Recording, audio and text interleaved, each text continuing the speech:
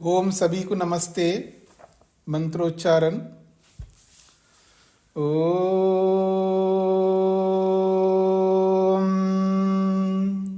सहना भवतु सहनौ भुनक्तु सह वीर्यं करवावहै तेजस्विनावधीतमस्तु मा विद्विषावहै। ओम शांति शांति शांति।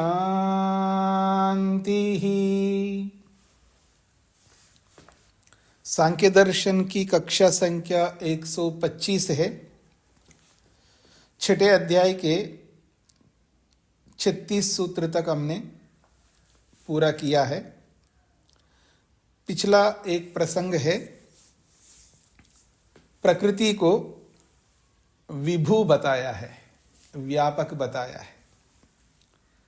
उसके पीछे हेतु दिया है सर्वत्र कार्य दर्शनात् विभुत्वम।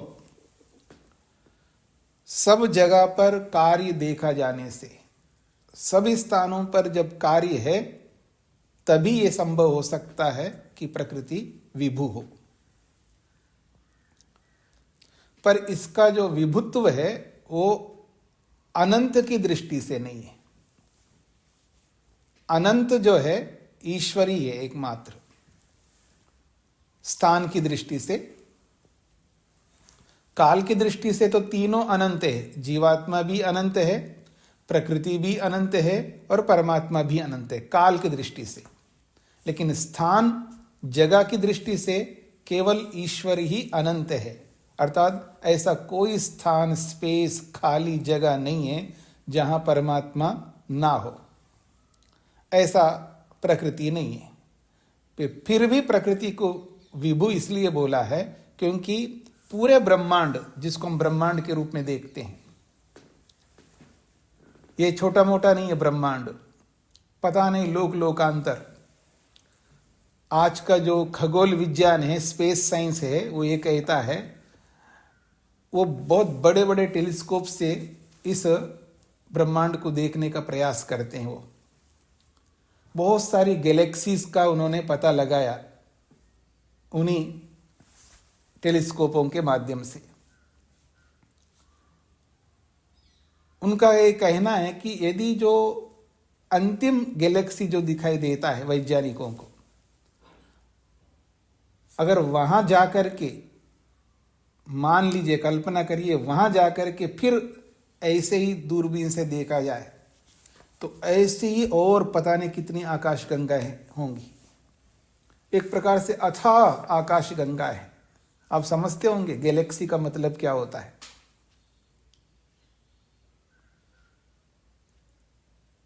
एक एक गैलेक्सी में, एक एक आकाश गंगा में अरबों सूर्य है।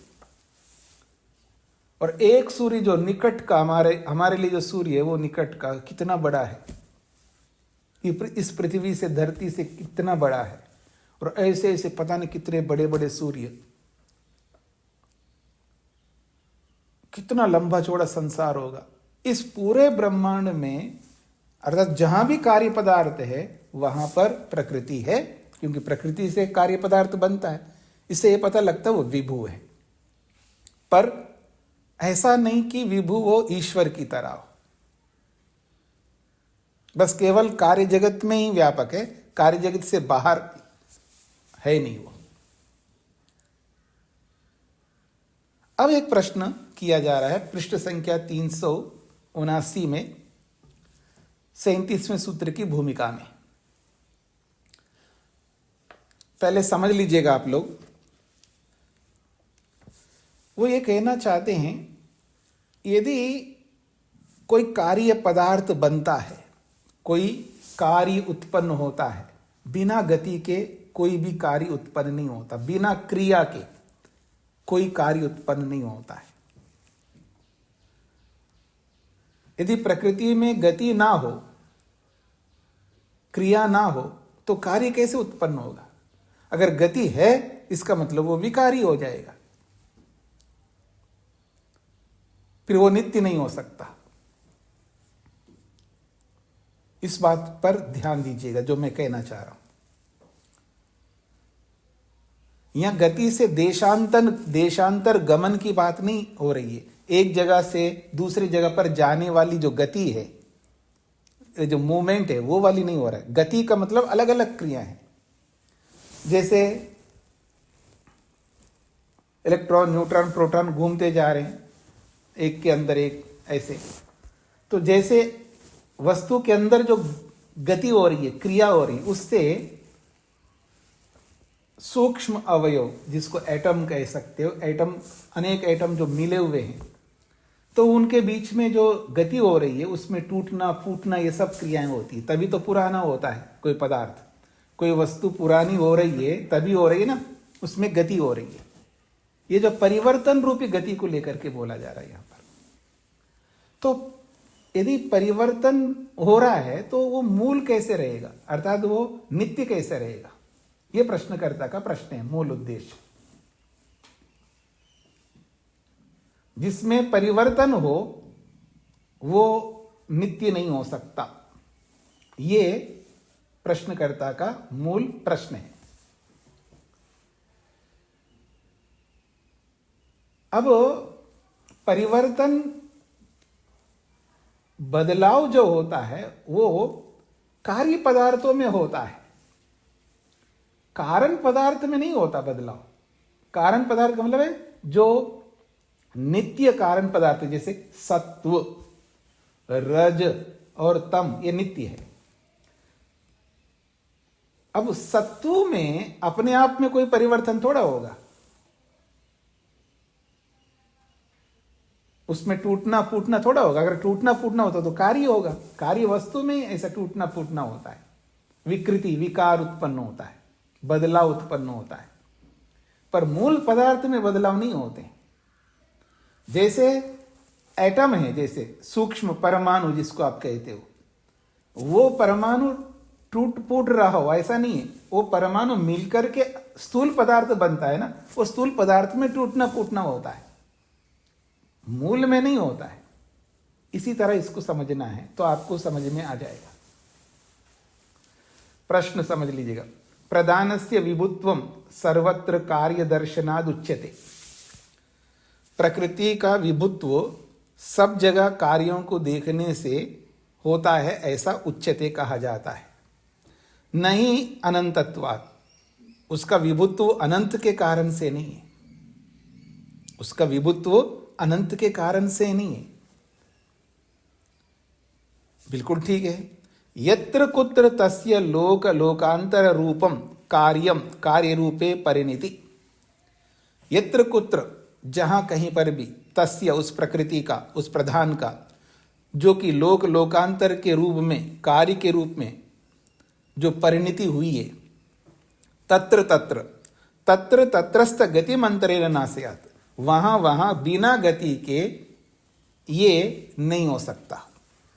याच गति, जो गति है उसमें, उस गति को क्षोभाख्या भवति, वो क्षोभ के नाम से बोला जाता है।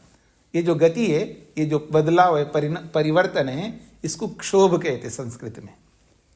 और वो क्षोभ नामक गति जो होती है, यद विषय कलुक्तम, जिसके विषय में ये कहा जाता है शास्त्र में, एकम बीजम बहुधा य करोति। यह जो परमात्मा एकम बीजम, जो एक बीज रूप में जो प्रकृति है, उस प्रकृति में जब क्षोभ होता है, उसके अंदर आंतरिक परिवर्तन होता है, उस क्षोभ से बहुधा अनेक प्रकार के कार्यों को करोति, करता है परमात्मा। तदा कथम तस्य आद्य कारणता स्यात्, ऐसी स्थिति में उस प्रधान रूपी प्रकृति का आदि कारणपन कैसे हो सकता है। जिसमें क्षोभ हो रहा है उसमें तो परिवर्तन होता है, परिणति होती है, और जो परिवर्तन होता है तो फिर तो वो नित्य कैसे हो सकता है, ये प्रश्नकर्ता का प्रश्न है। हाँ जी, आप सबको प्रश्न समझ में आ जाए तो उत्तर समझ में आएगा। प्रश्न जिनको भी समझ में नहीं आए वो पूछ सकते। सूत्र, चेतन जी,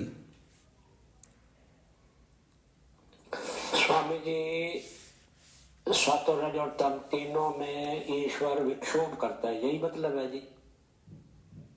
हाँ जी। ठीक है, धन्यवाद जी। तो कहते हैं गति योगे अपि आद्य कारणता अहानि अणुवत। गति योगे अपि आद्य कारणता अहानि अणुवत। गति योगे अपि आद्य कारणता अहानि अणुवत। गति योगे अपि तथा विध लोक लोकांतर रूप परिणाम प्राप्तये।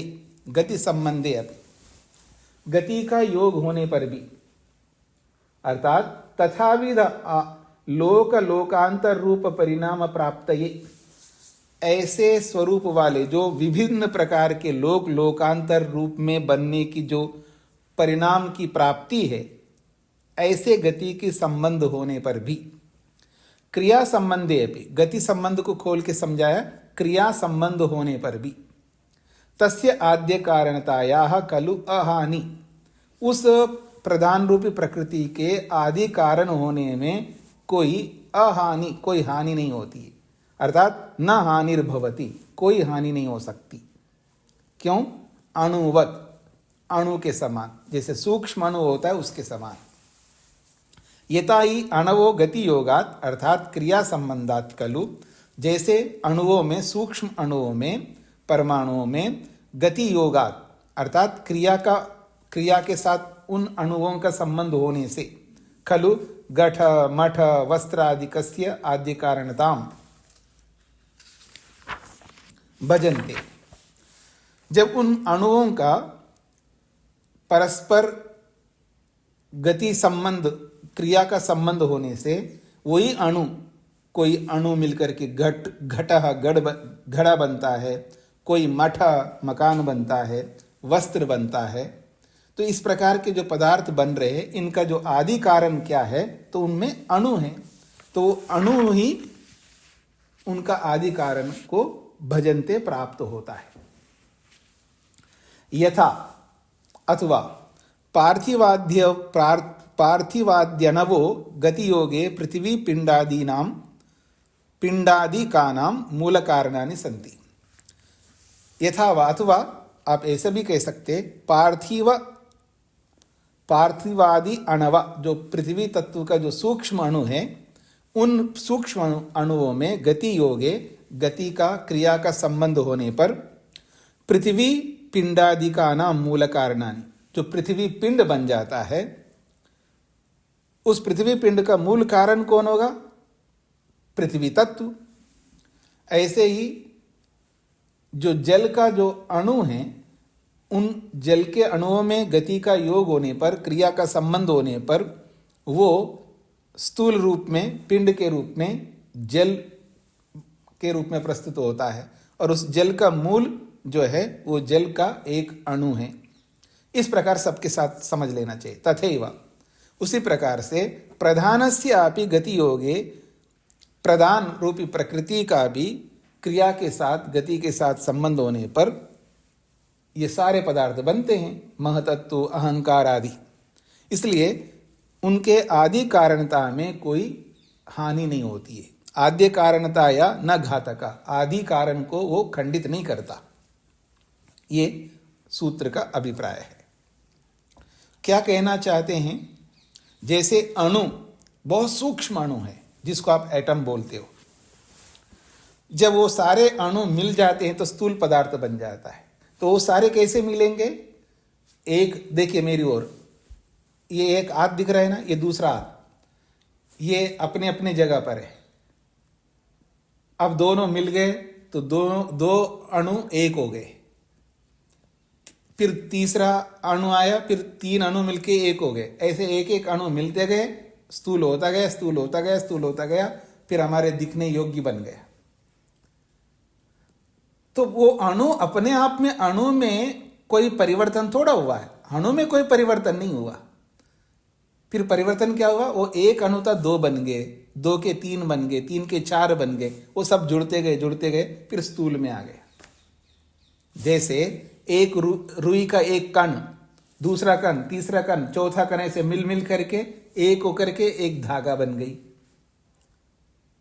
ऐसे मिट्टी का एक कण, एक एक कण मिलकर करके इकट्ठा कर दो तो आप मिट्टी दिखाई देगी, एक साथ मिट्टी दिखाई देगी। उसमें पानी डालो तो एक लोंदा बन जाएगा, फिर उसको घुमा दो, एक ईंट बना दो।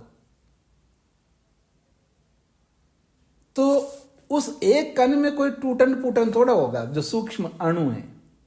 तो उनमें गति का योग होने पर, उसमें क्रिया का संबंध होने पर वो मिल जाएंगे और घड़ा बन जाएगा, मकान बन जाएगा। तो उसका मूल कारण कौन है? मिट्टी का एक अणु उस मकान का कारण है, उस ईंट का कारण है, उस घड़े का कारण है। रुई का एक सूक्ष्म कण जो है उस धागे का कारण है। वो वैसा का वैसा रहेगा, उसमें कोई टूटन फूटन थोड़ा हो रहा है। ये इसका तात्पर्य है। फिर भी कारण तो मूल कारण रहेगा उसका। जैसे इन लौकिक पदार्थों के मूल कारण हो रहेंगे, ऐसे ही सत्वर स्तंभ जो है आपस में मिलकर के महतत्व को बनाया। ऐसे महतत्व अहंकार को बना, इस तरह का बनाते गए, लेकिन उसके मूल कारण में कोई हानि थोड़ी हो रही है। वो मूल कारण नहीं रहा, वो भी कार्य हो गया, ऐसा तो है ही नहीं। वो आदि कारण ही रहेगा। ये इसका तात्पर्य है। अब स्पष्ट हो गया जी सभी को? आगे बढ़ूं? आगे बढ़ रहा हूं मैं। अणुवद इति उच्यते यदि प्रसिद्धानाम अणूनाम इव आद्य कारणता प्रधानस्य अपि तर्हि कृतं स्याद् अणुस्वीकारे न पुनः प्रधान स्वीकारस्य आवश्यकता इति आकांक्षायाम उच्यते। प्रश्नकर्ता के एक प्रश्न है। आपने प्रकृति, प्रधान रूपी प्रकृति को समझाने के लिए अणुवत ऐसा उदाहरण दिया था।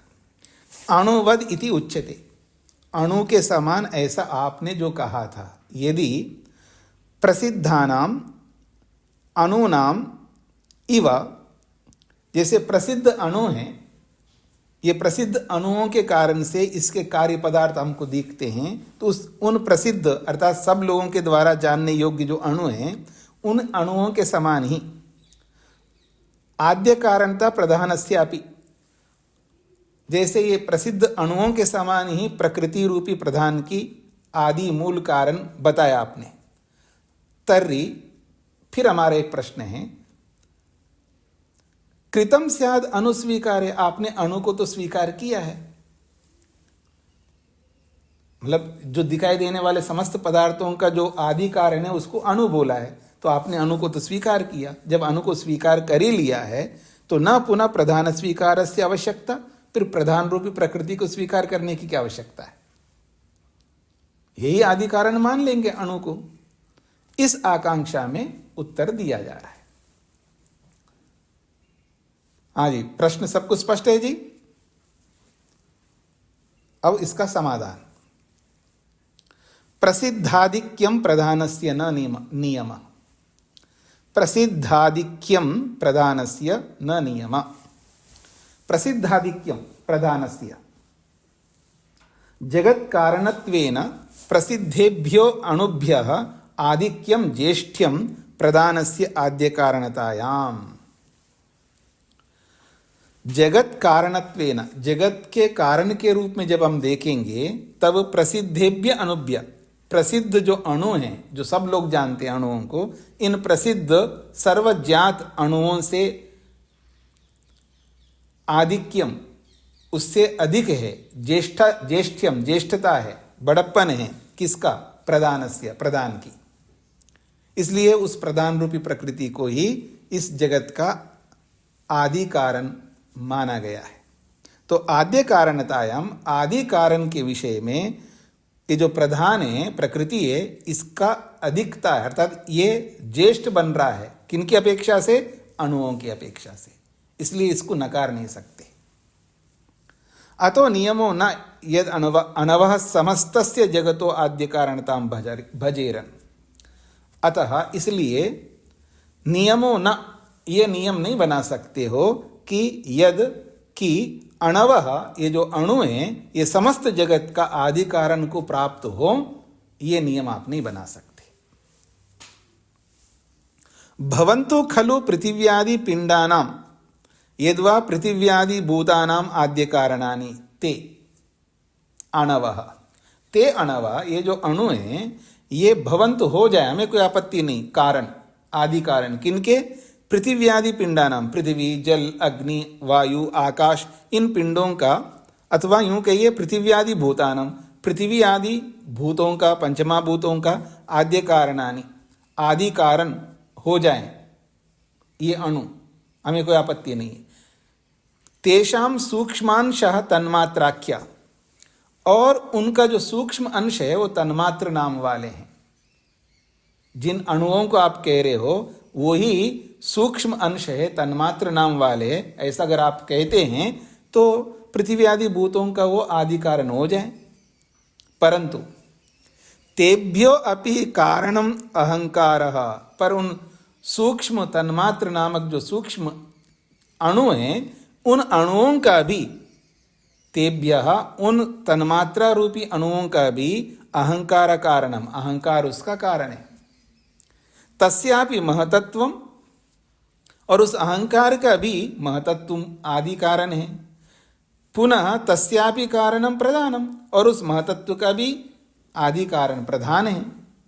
अतः प्रधानस्य आद्य कारणतायाम आधिक्यम ज्येष्ठम अणुभ्यः, इसलिए प्रकृति की आदि कारणता में अणुभ्यः, अणुओं से प्रकृति अधिक बन रहा है, ज्येष्ठ बन रहा है, उससे ऊपर उठ रहा है। इसलिए प्रधान को पूरे जगत का आदि कारण मानना ही होगा, अणुओं को नहीं। ये इसका तात्पर्य है।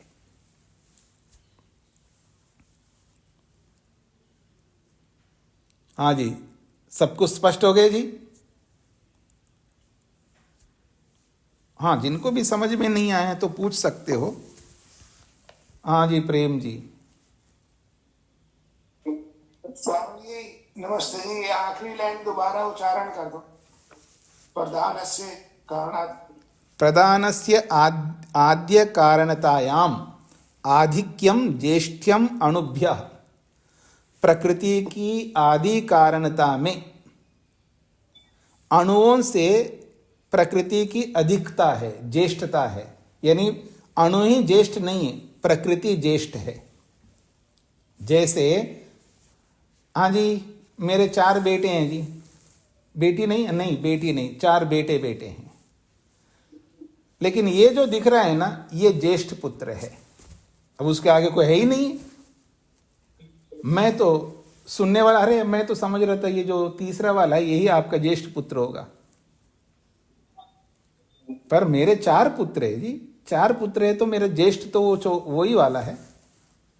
तो ऐसे ही अणु तो कारण बन जाए दिखाई देने वाली पदार्थों के मूल, पर इनसे भी ज्येष्ठ बड़ा है कोई, वो बात यहां प्रकृति के लिए बोला है। रेशा जी क्या कहना है? जी नमस्ते जी। जी, ये जैसे इसमें प्रधानस्य में प्रत्यक्ष इंद्रिय गोचर आया, तो इंद्रिय गोचर किसे कहेंगे? इंद्रिय गोचर का अर्थ होता है कि जो इंद्रियों से दिखाई देने वाली वस्तुएं हैं उनको इंद्रिय गोचर कहते हैं। गोचर का मतलब दिखाई देने वाले, इंद्रियों से दिखाई देने वाले पदार्थों को इंद्रिय गोचर कहते हैं। और इंद्रियों से दिखाई देने वाले जो भी हमको दिखाई दे रहे बस यही दिखाई देते हैं। पंचमा भूत पृथ्वी जल अग्नि वायु तो दिखाई नहीं देते हैं। पंचमा भूतों से लेकर के सत्वर स्तंभ तक कोई भी इंद्रियों से दिखाई नहीं देते। बस केवल पंचमा भूतों को मिला करके जो जो वस्तुएं बनी हैं वो सब दिखाई देते हैं, और उन सब में भी सारे भी नहीं है। जैसे पंचमा भूतों से वायु, जो बहने वाला, जो हमको लग करके ठंडा गर्म लगने वाली जो वायु है वो भी पंचमा भूतों से मिलकर के बना है, लेकिन वो आंखों से नहीं दिखाई देता। हाँ, ये जरूर है इंद्री से दिखाई देगा, अर्थात स्पर्शेंद्री से तो दिखाई देगा, लेकिन आंख से दिखाई नहीं देगा। धन्यवाद, आगे सुनिए। जी जी जी, तो आगे बढ़ रहा हूं जी मैं।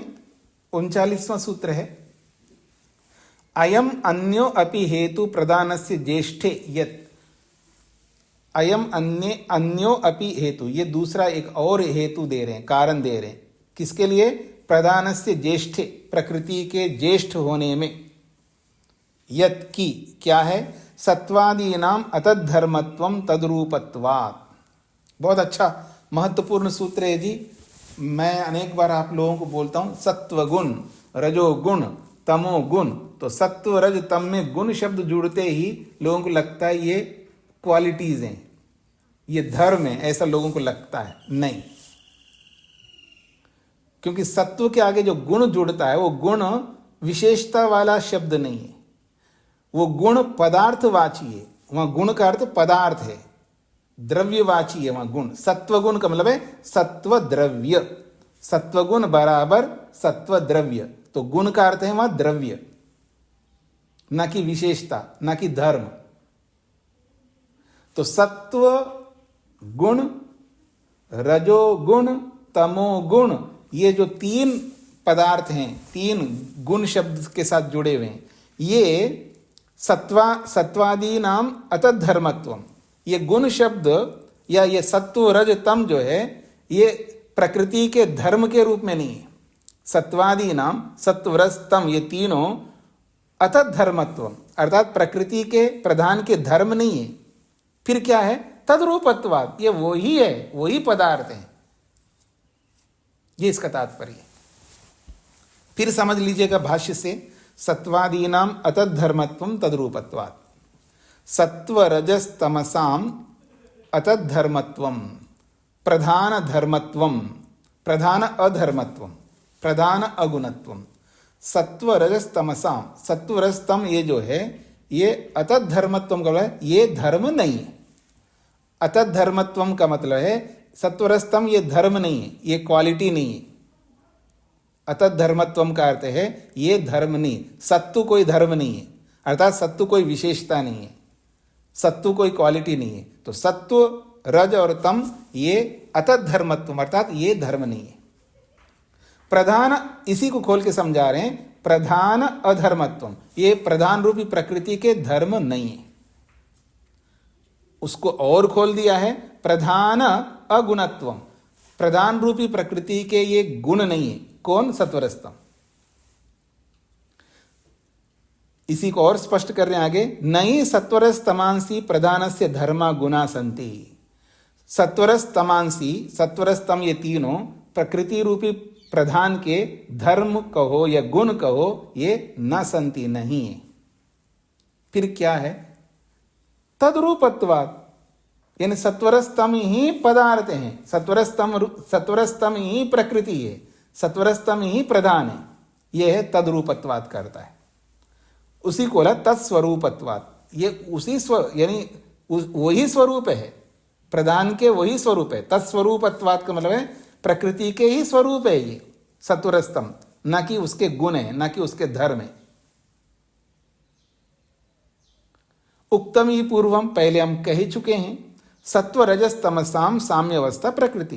देखिए, सत्व रजस तमसाम, सत्व रस तमस ये तीनों साम्य अवस्था, जब सम अवस्था में रहते हैं, अर्थात गति का योग, इनका गति के साथ इनका योग नहीं होता है। सत्वरस तमसाम, सत्वरस तम साम्य अवस्था, साम्य अवस्था का मतलब है इनमें गति का योग नहीं होता, यानी क्रिया का संबंध नहीं होता है। तब इसको तीनों को प्रकृति शब्द से बोले जाते। सत्वरस तम तीनों को बराबर प्रकृति, प्रकृति बोलो या सत्वरस तम बोलो, एक ही बात है। साम्य अवस्था का मतलब है इन तीनों में क्रिया का योग नहीं होता है उस समय में, बस अपने निज स्वरूप में विराजमान होते। इसी को साम्य अवस्था कहते हैं। साम्य अवस्था का मतलब है क्रिया संबंध रहित अवस्था। अणवहस्तु ये जो अणु हैं, सत्वरस तमो गुणवंतः, ये जो अणु हैं जिसको हम अणु कहते हैं, ये सत्वरस तम वाले हैं। अर्थात अणुओं में जिसको आप अणु कहेंगे, कोई भी अणु ले लो, उसमें सत्वरस तम विराजमान है। तो जितने भी अणु है वो सत्वरस तम वाले हैं।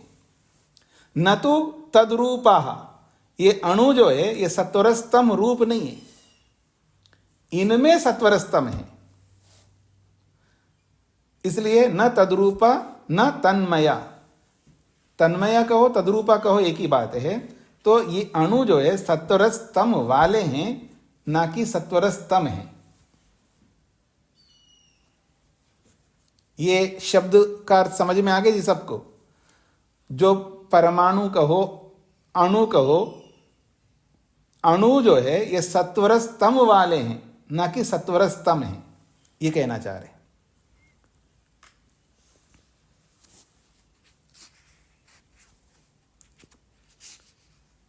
हाँ जी, हाँ जी, अपना अपना हाथ दिखाइए, बाएं हाथ।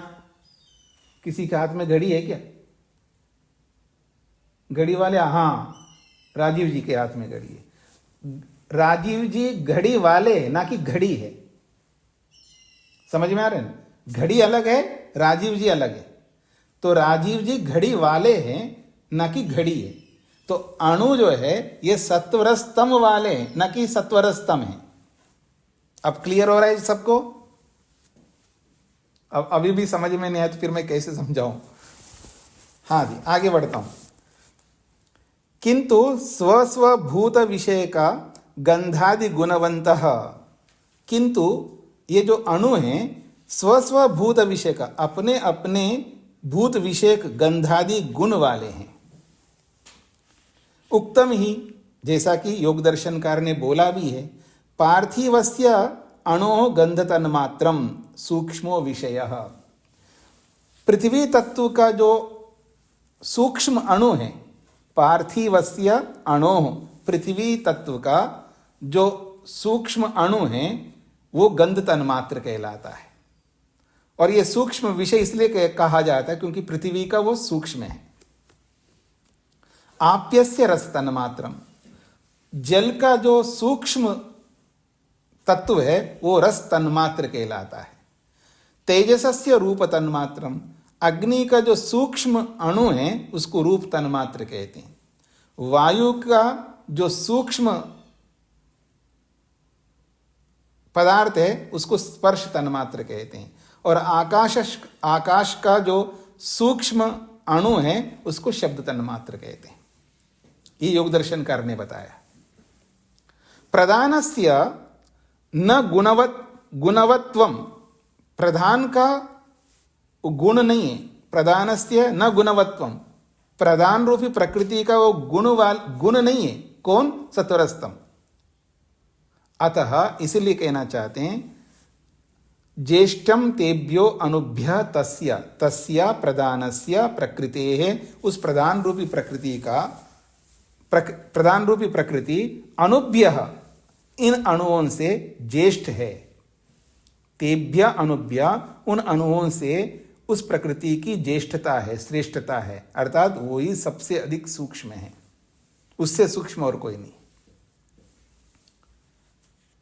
हाँ जी, स्वामी जी को क्या पूछना है? स्वामी जी प्रणाम जी। जो साम्य अवस्था में क्या मात्रा में समानता है? क्या सत्व रज तम तीनों की मात्रा में समान है, क्वांटिटी में?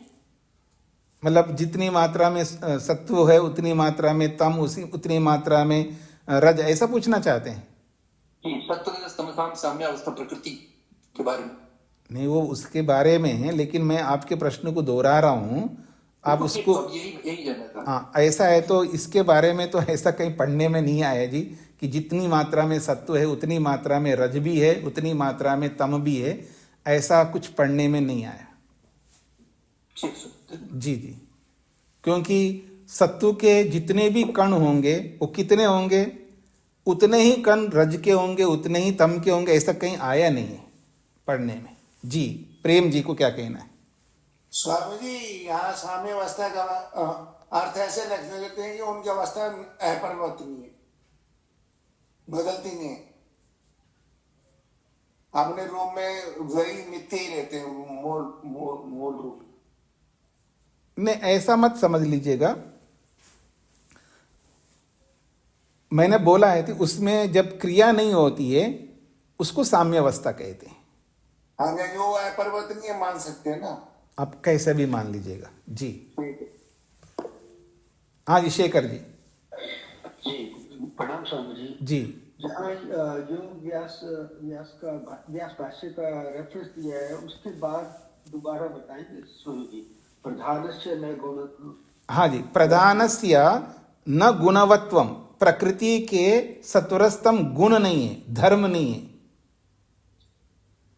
कोई ये सोचे प्रकृति के ये धर्म है सत्वरस्तम, ऐसा ना समझे। अतः इसलिए तेभ्य अनुभ्य, उन अणुओं से, तस्य प्रधानस्य, उस प्रधान रूपी प्रकृति की ज्येष्ठता है। किनसे? उन अणुओं से। ठीक हो गया जी। हाँ जी, मैं आगे बढ़ रहा हूं जी। तस्य एतस्य महत्वपूर्णस्य जडस्य प्रधानस्य एतादृशी महती प्रवृत्ति किमर्था इति उच्यते। अब एक विशेष बात पूछी जा रही है। तस्य एतस्य महत्वपूर्णस्य जडस्य प्रधानस्य, उस इस महत्वपूर्ण जड़ प्रधान रूपी प्रकृति का, या प्रधान रूपी प्रकृति की, ऐसा कह सकते हैं। तस्य एतस्य महत्वपूर्णस्य जड़स्य प्रधानस्य, ये प्रधान के विशेषण है।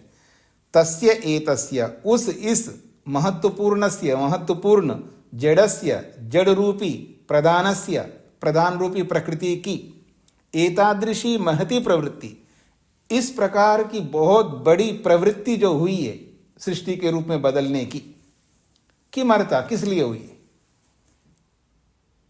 इसका समाधान 40वें सूत्र से दिया जा रहा है। प्रश्न स्पष्ट हो रहा है जी। हमने मान लिया जी प्रकृति रूपी प्रधान जो है ये ज्येष्ठ है, मूल कारण है, आदि कारण है, तो ये महान हो गया, महत्वपूर्ण हो गया। जड़ भी है, महत्वपूर्ण भी है।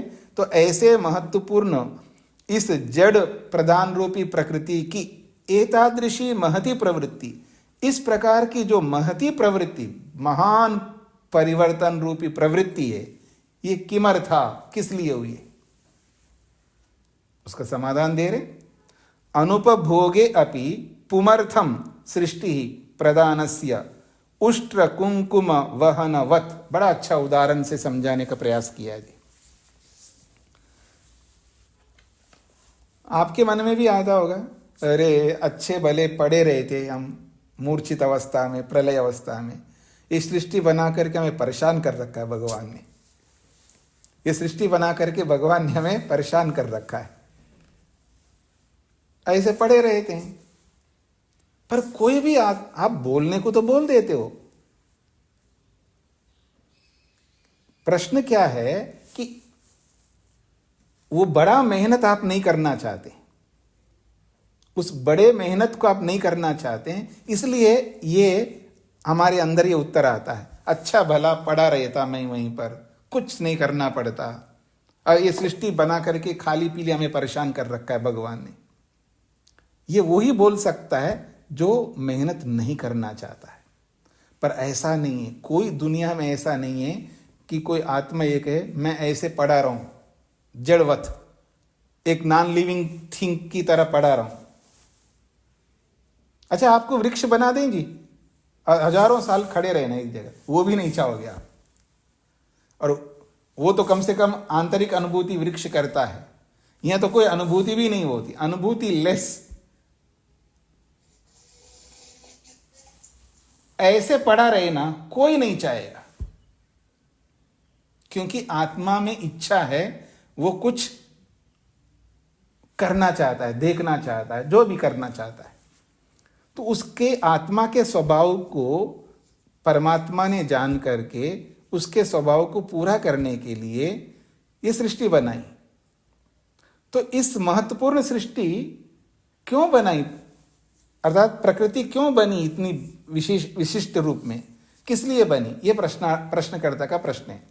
उसका उत्तर दे रहे अनुपभोगे अपि।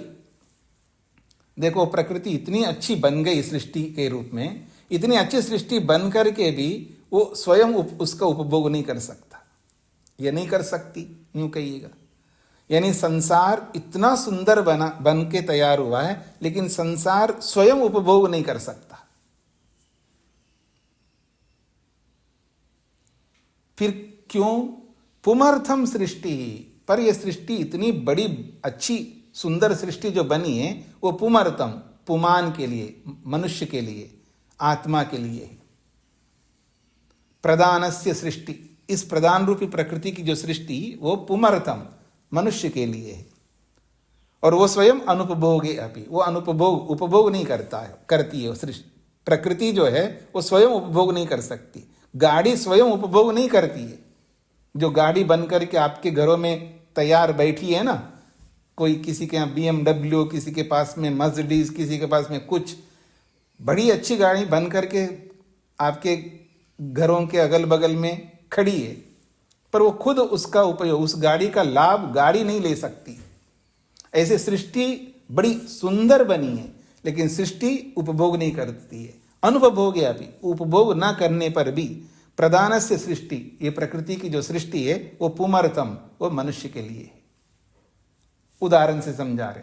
उष्ट्र कुंकुम वहनवत, उष्ट्र कहते हैं ऊंट को, उष्ट्र कहते हैं ऊंट को, और कुंकुम कहते हैं केसर को। केसर बहुत महंगा होता है ना, तो केसर ऊंट के ऊपर लाद दो। अब कुंकुम का अर्थ केसर ले लो, कुंकुम का अर्थ सोना ले लो, कुंकुम का अर्थ आजकल के आपके डायमंड ले लो, जो महंगे से महंगे, या वो जो क्रिप्टो करेंसी जो भी आप ले सकते हो, उन सबको ले लो, ऊंट के ऊपर लाद दो। हाँ, वहां जाओ, कहां पर? उधर गल्फ कंट्री में, और ऊंट के ऊपर अब कहीं से मिल गए, आप इतनी सारे करेंसी जो है आप ऊंट के ऊपर लाद दो। और ऊंट को क्या मतलब है उसका? वो कोई करेंसी हो, कोई सोना हो, कोई चांदी हो, केसर हो, कुछ भी हो, उस ईंट को कोई मतलब नहीं। बस वो तो ढोता है भार। यथा खर चंदन भारवाही, जैसे खर कहते हैं गधे को, जैसे गधा अपने पीठ के ऊपर चंदन ढोता है, अपने पीठ पर बहुत कुछ ढोता है, बस उसके लिए भार मात्र है, उसको नहीं पता ये क्या चीज है। तो ऐसे ही ऊंट जो है, जैसे कुंकुम को, बहुत कीमती वस्तु को वहन करके ले जाता है, ढो करके ले जाता है, ऐसे ही सृष्टि है। कितनी अच्छी सृष्टि हो, उस सृष्टि का लाभ सृष्टि नहीं ले सकती है। फिर उस सृष्टि का लाभ कौन लेता है? पुमर्थम, वो पुरुष के लिए, आत्मा के लिए। ये बात इस सूत्र में कही गई है। प्रदानस्य अनुपभोगे अपि सृष्टि पुमर्थम उष्ट्र कुंकुम वहनवत। प्रदानस्य, प्रकृति के स्व अनुपभोगे अपि, प्रकृति स्वयं उपभोग न करने पर भी, तस्य सृष्टि, उस प्रधान की सृष्टि, सर्जन प्रवृत्ति, सृष्टि रूपी सर्जन की जो प्रवृत्ति उसमें जो होती है, वो किस लिए होती है? पुरुषार्था, वो पुरुष के लिए होती है। पुरुष प्रयोजनाय, आत्मा के प्रयोजन के लिए होती है उसकी सर्जन की सृष्टि। यथा, जैसे कि यथा ही उष्ट्र कुंकुमम बहुमूल्यम परार्थम वहति, जैसे उष्ट्र ऊंट कुंकुमम, कुंकुम को, केसर को, जो कि बहुमूल्यम अधिक मूल्यवान है, परार्थम वहति, दूसरे के लिए वहन करके, ढो करके ले जाता है, स्व उपभोग अभावे, पर स्वयं उसका उपभोग नहीं करता, तद्वत, ऊंट के समान। प्रदानस्य सृष्टि सर्जन प्रवृत्ति अपि, प्रकृति की ये जो सर्जन की प्रवृत्ति सृष्टि है, ये भी न स्वार्था, स्वयं के लिए नहीं होती है, किंतु पुरुषार्था, आत्मा के लिए ये सर्जन की सृष्टि होती है। स्पष्ट हो गया जी सभी को? किसी को कोई प्रश्न? आगे बढ़ूं? अगला सूत्र। हाँ जी, अनीता जी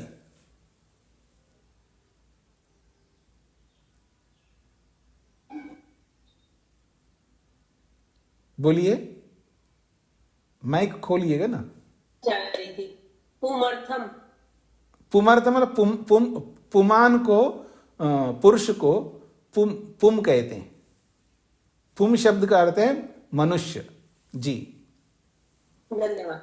निर्मला जी। नमस्ते स्वामी जी। जी। ये जो सृष्टि बनाई इसके बिना तो फिर मनुष्य जिंदा नहीं रहता। भगवान ने बनाई है तो इसके ऊपर पूर्ण रूप से सृष्टि पर ही निर्भर है आत्मा।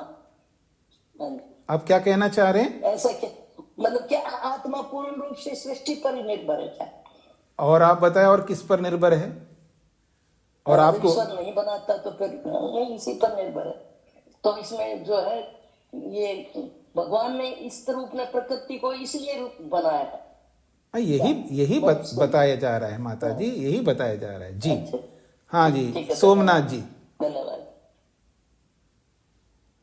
सोमनाथ जी को क्या कहना? हाँ जी स्वामी जी नमस्ते जी। ये वस्तु कुमकुम बारे में पहले भी कोई सूत्र में था, याद नहीं आता थोड़ा। हाँ जी आया, और भी आया था जी। जी उसका फिर आवृत्ति इधर क्या गया है? अलग प्रसंग में है ना, प्रसंग अलग अलग है ना, अलग अलग प्रसंग में आया है। हाँ जी सागर जी। नमस्ते स्वामी जी। जी स्वामी जी कुछ विचारधारा के लोग आक्षेप कहें या तर्क कहें जी। वे कहते हैं सृष्टि रचना में ही ईश्वर के गुणों का साफल्य है। यदि सृष्टि ना होती तो हम किसे सर्वशक्तिमान, किसको सर्वज्ञ, उसके जो सामर्थ्य की अभिव्यक्ति भी सृष्टि रचना से ही है, ऐसा वो तर्क करते हैं, आक्षेप लगाते हैं जी। तो निरपेक्ष ईश्वर का कोई सामर्थ्य नहीं है, तो ऐसा कहते हैं। तो इस संबंध में थोड़ा मार्गदर्शन करने की कृपा करें। देखिए निरपेक्ष सामर्थ्य नहीं, ऐसा नहीं है। इसको ये कह सकते हैं कि हम लोग भी, मैं भी बोलता हूं इस बात को, ईश्वर का ईश्वरत्व तो तभी है जब वो सृष्टि बना दे। अगर सृष्टि न बनाए, उसके अंदर सामर्थ्य है, सृष्टि बनाने का सामर्थ्य है ईश्वर में। अगर वो सृष्टि नहीं बनाता, ठीक है, तो ईश्वर अपने जगह पर है और प्रकृति अपनी जगह पर रहेगी, और जो आत्मा जिसको हम कहते हैं वो आत्मा अपनी जगह पर रहेगा। और आत्मा अपनी जगह पर कैसे रहेगा? प्रलय अवस्था में ऐसे मूर्छित सा रहेगा। वो चेतन होकर के भी अनुभूति शून्य रहेगा। जैसे जड़ वस्तु, प्रकृति, नॉन लिविंग थिंग अनुभूति शून्य है, उसको कोई अनुभूति नहीं होती है। लेकिन आत्मा को अनुभूति हो सकती है, उसके अंदर अनुभव करने का सामर्थ्य है, लेकिन बिना सहयोग के वो अनुभव नहीं कर सकता। ये आत्मा का स्वरूप है। और परमात्मा में अनुभूति का सामर्थ्य है, और उसको ये भी पता है ये जो अनुभव नहीं कर पा रहा है, इसको सहयोग करूंगा तो ये अनुभव कर पाएगा। पर वो अनुभव करने का सामर्थ्य रखते हुए भी अनुभव नहीं कर रहा है, क्योंकि उसके पास उसको सहयोग चाहिए। और मैं ईश्वर हूं, मैं इसको हेल्प कर सकता हूं और हेल्प करूंगा तो ये अनुभव कर सकता है। और जब अनुभव करके वो मेरे को भी समझ सकता है मैंने हेल्प किया है। अगर मैं ऐसा नहीं करूंगा, मैं हेल्प कर सकता हूं फिर भी नहीं करूंगा, तो मेरा ईश्वरत्व, मेरे को तो पता है मैं ईश्वर हूं, मैं सामर्थ्य वाला हूं, मेरे को मेरे ईश्वरत्व का पता नहीं, लेकिन दूसरे को नहीं पता लगेगा, बस इतनी सी बात है। पर ईश्वर ऐसा नहीं कर सकता है ना, उसका स्वरूप ही है कि हेल्प करने का स्वरूप है। वो अपने स्वरूप को कभी रोक नहीं सकता, इसलिए वो हेल्प करता है, अर्थात सृष्टि बनाता है। फिर सृष्टि बन के तैयार होता है, जब हम आते हैं अनुभव करने योग्य, फिर हम अनुभव करते हैं हाँ सृष्टि ईश्वर ने बनाया या किसी ने भी बनाया, जिसने बनाया वो ईश्वर है, तब हम उसको ईश्वर कहते हैं। अगर हमारे ना भी कहे तो भी उसके अंदर ईश्वरत्व रहेगा। थोड़ी देर के लिए आप देखें तो भी उसके अंदर ईश्वरत्व, क्योंकि सामर्थ्य तो है उसका। हाँ जी सागर जी, कुछ स्पष्ट हो गया? जी स्वामी जी धन्यवाद। रामवीर जी को क्या कहना है? स्वामी जी नमस्ते जी। जो सृष्टि जो आत्मा के लिए है, आत्मा में जो पशु पक्षी, इनकी सबकी आत्मा भी आएंगी, इंक्लूड होंगे? हाँ, तो सृष्टि में तो सभी आएंगे ना, पशु पक्षी आदि समस्त प्राणी आएंगे जी। पर ये भी आप सबको समझना है, पशु पक्षी आदि ये जितने भी है वो सब सृष्टि के अंतर्गत है। तो पशु पक्षी आदि सब के सब मनुष्य के सुख के लिए हैं, अर्थात मेरे सुख के लिए सारी सृष्टि है। सृष्टि का प्रत्येक पदार्थ मेरे सुख के लिए बना है भगवान ने। कुत्ता बनाया, गधा बनाया, सांप बनाया, बिच्छू बनाया, तो भी मेरे सुख के लिए बनाया है। ये आप सबको समझना है। इसका मतलब ये नहीं कि चाइना वाला आदमी जैसे हर किसी को खा जाता है क्योंकि मेरे सुख के लिए ऐसा मान करके वो सब खा जाए, ये इसका तात्पर्य नहीं है। अगर वो प्राणी बनाया, अन्य सारे प्राणी जितने भी प्राणी हैं वो सब हमारे को सुख देने के लिए ही बनाया। वो किसी न किसी रूप में प्रत्यक्ष अप्रत्यक्ष रूप से हमें सुख प्रदान करते हैं। शांति जी। हाँ जी स्वामी जी नमस्ते जी। स्वामी जी, जैसे आपने कहा ना कि भाई जैसे सृष्टि बनाता ईश्वर, कई लोग परेशान रहते हैं। मेरे को भी ऐसे लगता है क्यों बनाई ईश्वर ने सृष्टि, पता है। तो मैं बीमार रहती हूँ इसलिए मेरे को बड़ा मतलब शरीर में रह के बड़ा पेन लगता है, बड़ा दुख होता है। हाँ, तो अब आपको समझ में आ रहा है कि शरीर में रह करके जो शरीर के कष्ट भोग रहे हैं आप, तो आप ऐसा कर्म कर डालिएगा ताकि अगले जीवन में ऐसा कष्ट भोगना ना पड़े, एक बात। और दूसरा, तत्वज्ञान उत्पन्न करिएगा, आपको समझ में आ जाएगा क्यों बनाया। क्योंकि जिसको भी ये समझ में नहीं आता क्यों बनाया भगवान ने सृष्टि, बिना मतलब परेशानी उत्पन्न कर रहा है, मेरे को दुख दे रहा है, इसे जिस किसी को भी लगता है उसके पीछे तत्वज्ञान की कमी है, ज्ञान विज्ञान की कमी है, विवेक की कमी है। तो हमारा सबका कर्तव्य बनता है, जैसे जैसे हम विवेक उत्पन्न करते जाएंगे तो भगवान हमको समझ में आता जाएगा, क्यों बनाई सृष्टि ये भी समझ में आता जाएगा। अगर समझ में नहीं आता है उसके पीछे तत्वज्ञान, विवेक, ज्ञान विज्ञान की कमी ही माना जाता है, जानकारी, इंफॉर्मेशन की कमी ही माना जाएगा। जी, और किसी का कोई प्रश्न है? अब प्रश्नोत्तर ही कर लीजिएगा, समय ही पूरा हो रहा है।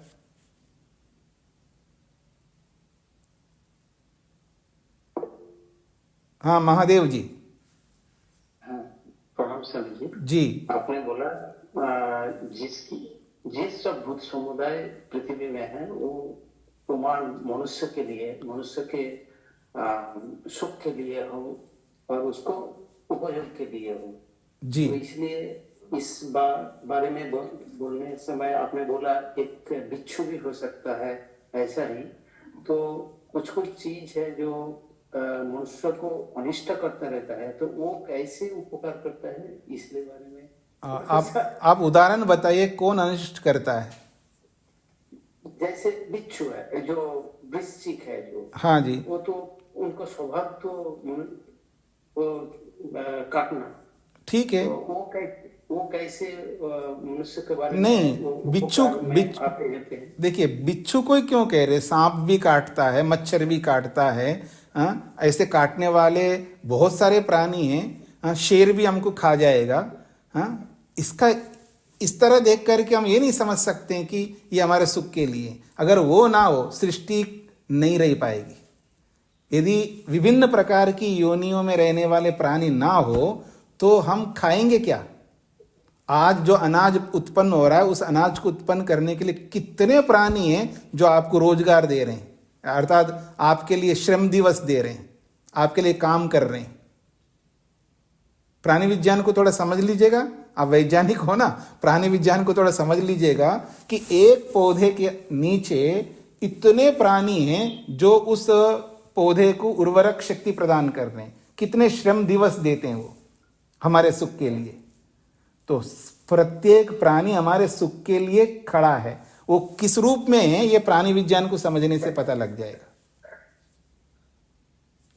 जी, और किसी का प्रश्न? वेद प्रिया जी। स्वामी जी, एक कारण आपने बताया कि ये जितने भी जीव हैं ये मनुष्यों के प्रयोजन के लिए हैं, तो स्वामी जी दूसरा कारण क्या ये नहीं है, हम जैसे लोग जो अनिष्ट कार्य करते हैं वो भोग के लिए अगले जन्म में हम भी कीड़े मकोड़े बनकर ऐसा पैदा होते हैं, तो केवल वही मानेंगे तो ये भी तो है ना, भोग के लिए भी तो हम लोग पैदा हुए हैं ना अपने कर्मों के कारण। वो एक अलग विषय हो गया है कि हमारे कुकर्मों के कारण से ही विभिन्न योनियों में जा रहे हैं, लेकिन वो विभिन्न योनियों में रह करके क्या करते हैं, हमें सुख पहुंचाते हैं ना, मनुष्यों को सुख पहुंचाते हैं ना वो। अगर वो ना हो तो हमको सुख पहुंच ही नहीं पाएगा, हम सुखी हो नहीं सकते हम। हमारे सुख के पीछे कितने प्राणी हैं, अरबों नहीं, खरबों नहीं, पता नहीं, अनगिनत ऐसे प्राणी हैं जो हमें सुख देने के लिए श्रम दिवस दे रहे हैं। जैसे कोई आप नौकर रखते हो, 8 घंटे का श्रम करता है वो आपके लिए, आपका झाड़ू पोंछा बर्तन जो भी करता है, वो श्रम दिवस है उसका। 8 दिन का एक श्रम दिवस है। ऐसे दुनिया भर के जो सूक्ष्म से सूक्ष्म प्राणी जो है वो हमारे को श्रम दिवस दे रहे हैं। उनके बदौलत हम जीवित रह पा रहे हैं, हम सुखी रह पा रहे हैं। तो वो सब के सब योनियाँ और जितने भी पहाड़, वृक्ष, वनस्पति और तारे, चंद्र, सूर्य, गैलेक्सीज, ये सब जहाँ भी बने, लोग इतने दूर दूर तक इतने गैलेक्सी बनाने की क्या ज़रूरत है, ये अज्ञानी व्यक्ति बोल सकता है। क्योंकि इतने बड़े संसार को बनाए रखने के लिए इतने सब पदार्थों को बनाना होगा।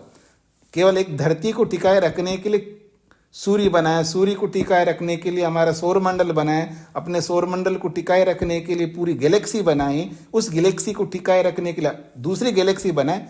ईश्वर का बड़ा विज्ञान है जी। तो ये सब हमारे सुख के लिए, कोई प्रत्यक्ष रूप में, कोई परोक्ष रूप में है। स्वामी जी, वो अपने कर्मों को भोगते हुए, अपने कर्मों के कारण वो उस योनि में आए, तो अपने कर्मों को भोगते हुए वो प्राणी मात्र के लिए सुख के साधन भी बन रहे हैं। हाँ जी, बिल्कुल। और सुख के साधन जो बन रहे हैं, तो क्या वो केवल भोग योनि है और उनके साथ क्या उनका पुण्य कर्म बनता है? वो तो पहले हो चुका है जी, वो सब भोग योनि हैं। बस जैसे हम पहाड़ का भोग करते हैं, हम पानी का भोग करते हैं, ऐसे ही इन प्राणियों का भी भोग कर रहे हैं। बस वो कोई कर्म नहीं करते हैं, वो केवल मात्र भोग योनि है। ठीक है। अपने कर्मों का भोग कर रहे हैं और दूसरी ओर हमें सुख पहुंचा रहे हैं। हाँ जी, तो फिर मैं इसको यहीं पर विराम दे देता हूं। ओम शांति शांति शांति।